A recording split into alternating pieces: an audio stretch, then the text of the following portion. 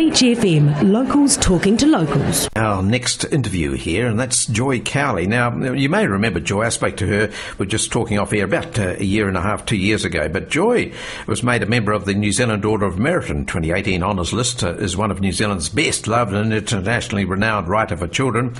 And of course, she has been highly acclaimed throughout her career, winning the Prime Minister's Award for Literary Achievement. That was for fiction in 2010, and the University of Alabama's Mary Ann Manning Award for Outstanding Literary Scholar in 2011. And in the words of our new New Zealand Prime Minister, Jacinda Ardern, Joy Cowley's extraordinary contribution to literature and literacy is treasured in New Zealand and internationally. So she's brought delight to many young New Zealanders, as well as those who read books to them. I should imagine our new Prime Minister might be reading some of Joy's book to her, new addition to the family. Now, just on top of that, it's just been announced that Joy Cowley and Ulf Stark have been shortlisted for the 28 Hans Christian Andersen Award. So I've got Joy on the telephone line now. Good morning, Joy. Morning, Nigel. And congratulations on your awards at New Year's Honours List, but importantly, this Hans Christian Andersen Award, it doesn't stop coming, Joy. What's going on? Well, I don't know. It's the most extraordinary new year for me, actually. The Hans Christian Andersen Award, of course, Margaret Mahy had that. Yes. And I knew that I was being nominated for it, but I thought, oh, well, it's come to New Zealand once, it won't come again. And it may not, because there are 4 other people too also shortlisted. But, you know, being one of the 5 shortlisted is an award in itself, and that's lovely. So who decides on the actual award there, Joy? Have they got a group of international judges? Yes, it's a group of international judges, and it's for...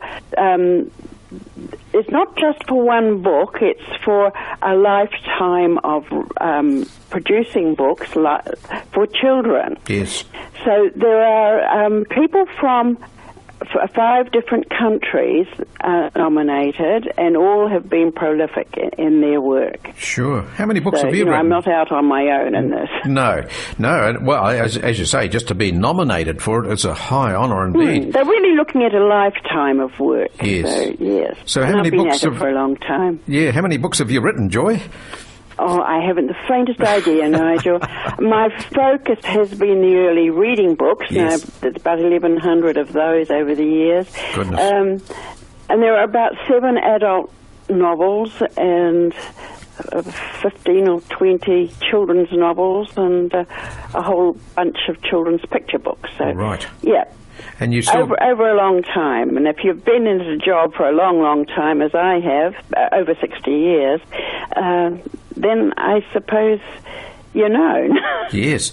Is it any easier to write a book now, Joy, than what it was a few years ago? I mean, is it just a sort of a rolls off your tongue sort of thing? Well, Nigel, you know, it's the same process. It actually, it's children who have taught me to write for children. Yes.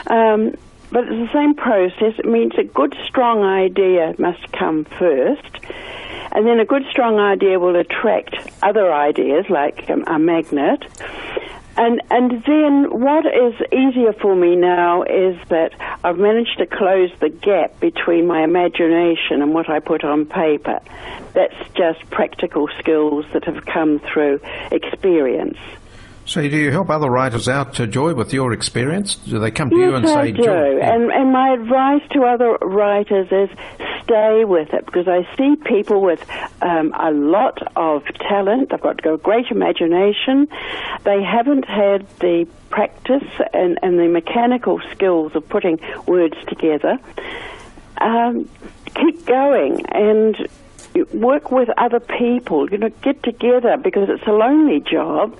It's a form of communication done in solitude. Yes. And work with others and do persist, because sometimes people want their first efforts published, and if that doesn't happen, they give up.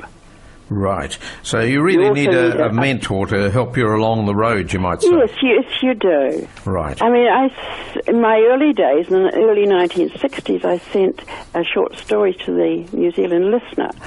I sent about one a week, and it was 2 years before I got one published. Right. So persistence helps. Yes, and I suppose educating yourself on what you're doing right, what you're doing wrong, that's the most important part. I mean, they're fairly strict on what actually is published, aren't they? Yes, they are. You do need to have something different because so many people are writing and producing. It needs to be a strong idea. It needs to be well presented. And I think that I always tell children that reading and writing go together like the right shoe and the left shoe. Yes. If you're not a reader, you're disadvantaged. So you go out to schools, Joy, and have a chat to the kids? I no longer go to schools, Nigel, because I couldn't keep up with the demand. Right. And if you go into one school and don't go into the others, children don't understand that. Right. Yes, because that was something you were doing when I last spoke to you. So, yeah, I can see the commitment. So what I do now, if schools like to get together and come to a library, I'll talk to children at a library. Oh, right, okay. Now, this book... Then it shows I'm not showing favouritism as to schools. Yeah, that's fair enough too. Now, this book, The Snake and the Lizard, you're celebrating 10 years of Big Help and Little Help from Snake and the Lizard. You've reprinted this one again, or has it been in print the whole time? Yes, Gecko Press have reprinted it. Yes. The Snake and Lizard is really about human relationships, of course, yes. But I probably couldn't write them as such. And it's very much lampooning my relationship with my dear Terry, my husband, except that I've done a gender swap. So I'm Lizard and he's Snake. Yes. And this book has been on the shelves for years, hasn't it? 10 years. Yeah. Right, and sold about and 20,000 copies. Gives a wedding present to people. Well, I can understand why. It brings back memories, doesn't it?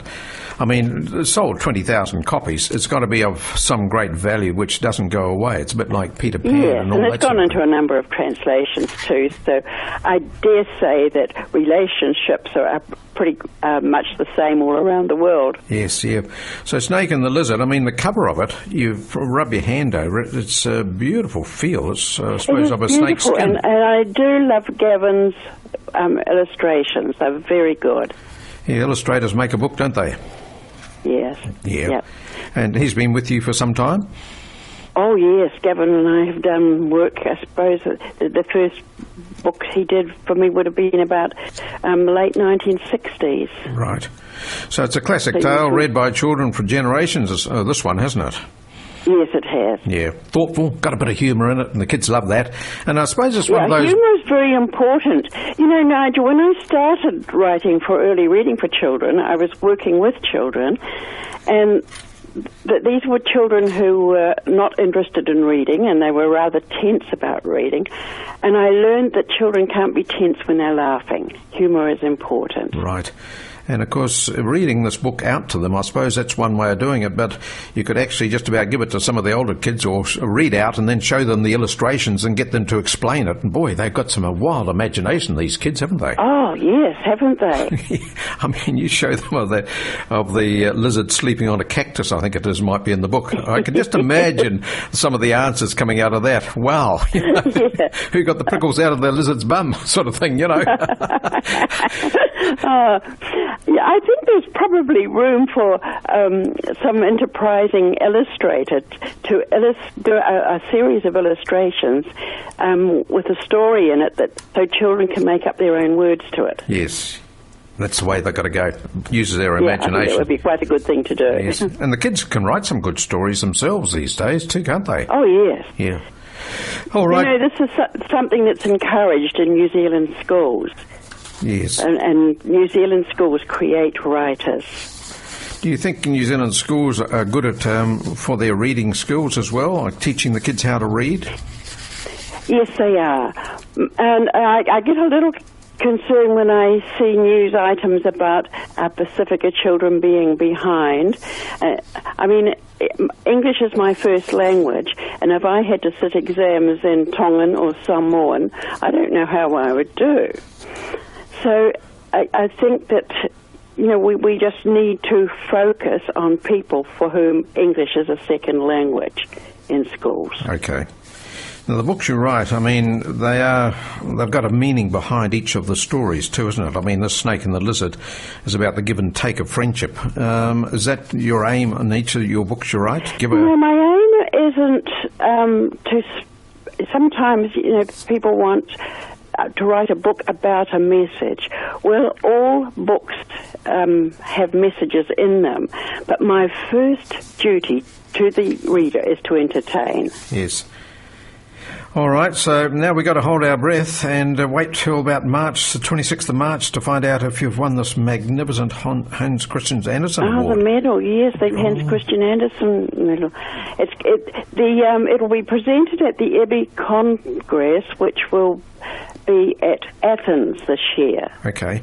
Do you go to that, Joy? Well, I have to go to it, yes, and very willingly. Yes.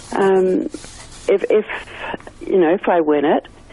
And if somebody else wins it, I'll applaud. Good on you. Regardless of that, we might contact you just to see what the occasion was like for yourself, anyhow, for getting there. But congratulations. Yeah. Actually, 2 years ago, we had the EBI Congress in New Zealand, and that was a great success. Yes. Well, Joy, we better let you get back to writing and considering. Have you got something in mind at the moment that you're writing? Yes, I have, and I'm sitting there. And mind you, the heat, I would much rather be doing something outside in this weather. But, no, the writing still goes on. Good on you. I don't know what I'd do with the ideas if I didn't. No, that's right. You've got to continue, Joy. We're going to give this book away, The Snake and the Lizard. I mean, as we say, it's been around for years, but this is the 10th anniversary, special edition. So there may be a school out there or a family who'd like to get this book, and I'm sure they will do.